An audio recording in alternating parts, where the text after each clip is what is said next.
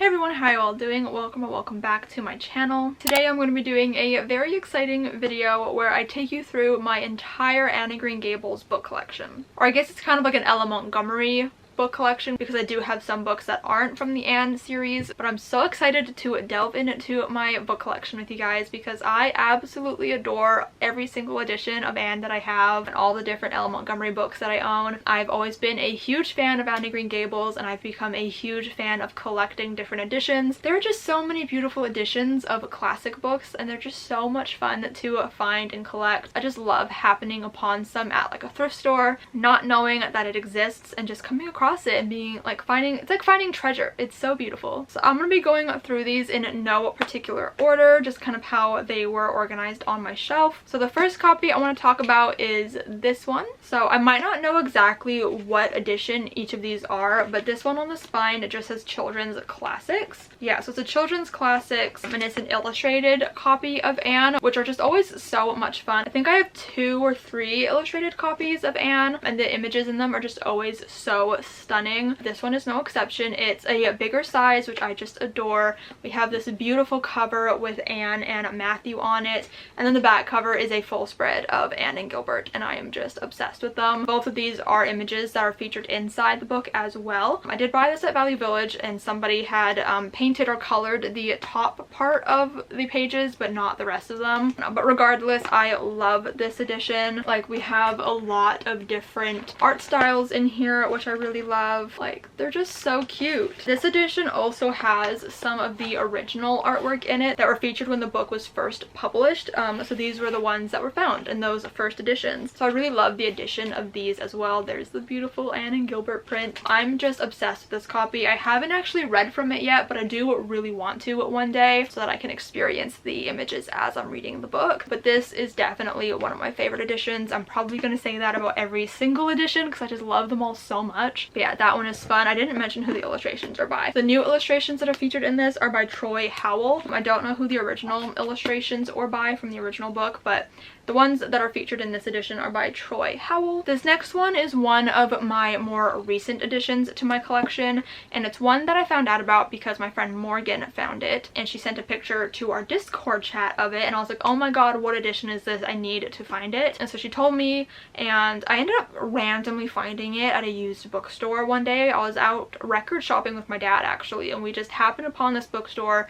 Last minute decided to go in very impromptu, and I just somehow saw this book. Like, I saw the spine and I didn't know this is what the spine looked like, but I saw the spine and I was like, oh, that looks cool. Pulled it out and I was like, oh my god, it's the edition I've been looking for months. So it's this one. It's this really beautiful classic looking edition. It's the Reader's Digest edition, and I'm obsessed with it. This one is currently displayed on the shelf so I can appreciate it in all of its glory. I just really love like the two-toned here, how it has like leathery spine. I absolutely adore how the spine looks there. It's not focusing, I don't think. And then I love the green cover because I organized the little shelf with all of my green editions of Anne, but I just adore this green color and this little illustration of Anne on the cover. This one also comes with like this little like pamphlet thing that is just like about Anne of Green Gables, so that was really fun to read. Oh my god, look at this cute little illustration of Anne on the inside. And like, I just love the whole like design of the book. It's so cute. This one also has illustrations, I think, which I don't think I knew when I bought it. I just bought it because I really liked the cover, but that's really cute. Hold on while I just try to find all the different illustrations. Oh my god, it's when Anne's apologizing to Rachel Lynde. Oh, iconic. So yeah, this is another edition that I would like to read one day to kind of experience everything all at once together. But this one I'm so happy to have in my collection, especially since I had been looking for it for months and just like randomly happened upon it. This next one is another very special book to me because I actually annotated it. So it's this copy. I was about to say it's Anne of Green Gables. Obviously it's Anne of Green Gables. This one was published by Sterling. I don't know if it has like a specific name or anything for this edition, but I was on the hunt for a copy of Anne that had a dust jacket and a naked hardcover underneath so that I could eventually deface it. I have yet to do so. I just haven't quite figured out what I want to do for it yet, but this was $5 at the Strand when I was in New York, so this was a pretty good find for me. And it's just this really beautiful like two-toned green naked book. So eventually I want to paint something on this. I'm thinking something to do with a straw hat, maybe some flowers or something. I haven't decided. I also want to paint the edges green. When I did annotate this, I just have all of my tabs pushed into the book until I paint it, but I did annotate this. I have some illustrations going throughout it and I want to do more eventually, but I'm just obsessed with this edition. It's special to me because I personalized it, so it's the most personal in my collection since I literally wrote in it. This is definitely one that I cherish and that I adore. Then we have this little edition. Most of these I got at Value Village. This is from Great Reads. Again, love the green two-tone. It's also like a skinnier hardcover, like it's more narrow, but it's like a little chunky little book. It's so cute. I don't think there's anything special about this on the inside, but I just really gravitated towards the cover. I thought it was really adorable. This is one of my favorites. Oh my goodness, I bought this at Half Price Books one day, and it's this velvet edition. This is a Hallmark Books edition, and it's like a plush like velvet. It's so beautiful. It has nothing on the spine, so I don't remember if it was like displayed out and I saw it or if I saw the spine and was just intrigued. I don't remember, but it's like, it's so stunning. Like, just look at all the detail on the cover there. Like, how could I like not buy this book when I saw it? Again, I don't think there's like anything special on the inside though, but it's just, come on, it's so stunning on the outside. And then we have another very special edition to me, and it is this one. I believe this was a Barnes & Noble one.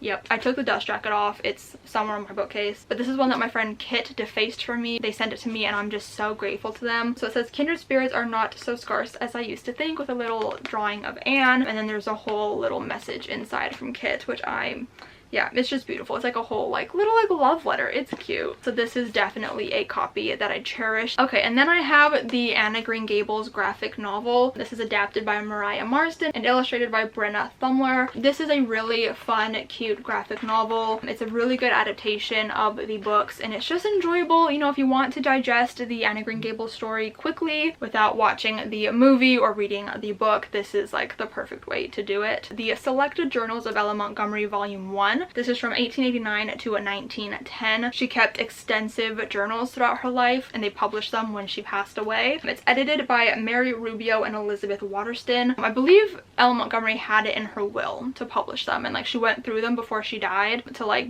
take out things that she didn't want the public to see or something. I'm not fully certain on that, but this is something else that I'm annotating. I'm currently reading it, and there's like pictures throughout it, and it's just really interesting to read about Ella Montgomery's life from her. Like, this is her own words, her own personal journals. It's just so interesting to see that the way that she wrote in her personal journals is very similar to the way that she wrote in her fiction books. Like, the descriptions and just the way that she writes is very similar, and I liked seeing where that came from. So I'm still reading this. I'm not even that far into it, but I'm really enjoying it, and I definitely want to look into getting her other volumes of her journals because there are quite a few. Okay, one of my absolute favorite editions, and I do mean like one of my absolute favorite editions, is this Puffin and Bloom edition. This was a coveted edition for me for a while, and my mom bought it for me. I am just obsessed with it. Like, you cannot tell me that this little hardcover is not the cutest thing you've ever seen, with this beautiful blue and the gold typography and like the pinks and the greens and the little Anne illustration in the middle.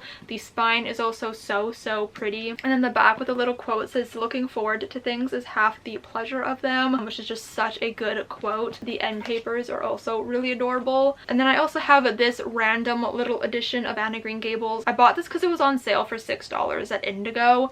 If I were to like see it now, I might not buy it just because it's kind of random, and I definitely wouldn't have paid full price for it, but it is still very cute. I love all of the little illustrations on the cover, and I do really like this purple spine, but there's just like nothing overly like special about this copy, but it's still very cute. And then I have a copy from a very popular box set of the books. So I have Anne of Green Gables, obviously. But this is the first book in the Tundra books set. So this is like the more modern box set that you can buy, I guess. But I found this one at Value Village, and it's not really a goal of mine to like collect the full series because I don't love the full series, but I do just mainly collect the first book. So I have no interest in getting the rest of these editions. I just really like this first one. So we have Anne on the cover looking so beautiful, like the wind blowing her hair, and it just screams Anne to me. Like I feel like they knocked the cover style for this out of the park. It is so stunning, and it makes me really happy to have this little edition, and I feel like it would be a really good copy to read. Another one of my absolute favorite editions is this one. This is another illustrated one. This is from Grosset and Ducklap.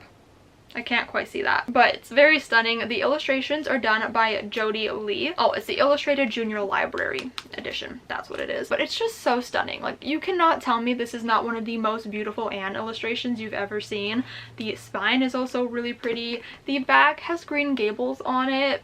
Anything Green Gables just makes me really emotional, but the illustrations in here are also just so stunning, and this is another edition that I would really love to read one day. It also has little illustrations at the top of every single chapter. This is my favorite illustration of Anne and Gil. Come on. The lake scene, lake trout.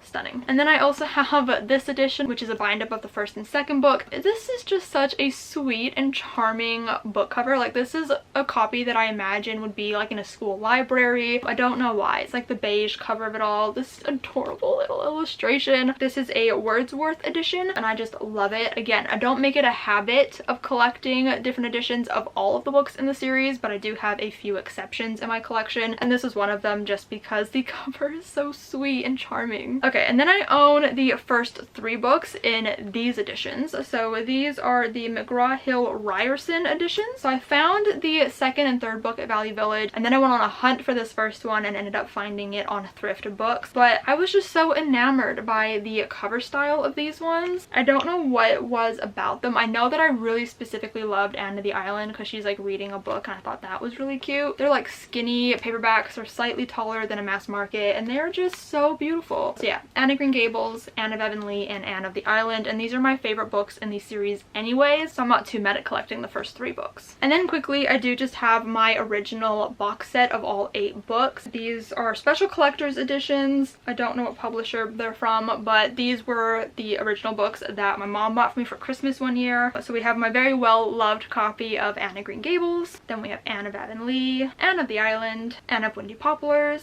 Anne's House of Dreams, Anne of Ingleside, Rainbow Valley, and Rilla of Ingleside. So these ones are very sweet. They're very cute. I love the style of them. I love the bonus content in them. It has like a little biography on Ella Montgomery. It has a map of PEI, and they're very cute little copies. And I'm very grateful to my mom for getting those for me when I was 10 and kind of starting this whole Anne obsession.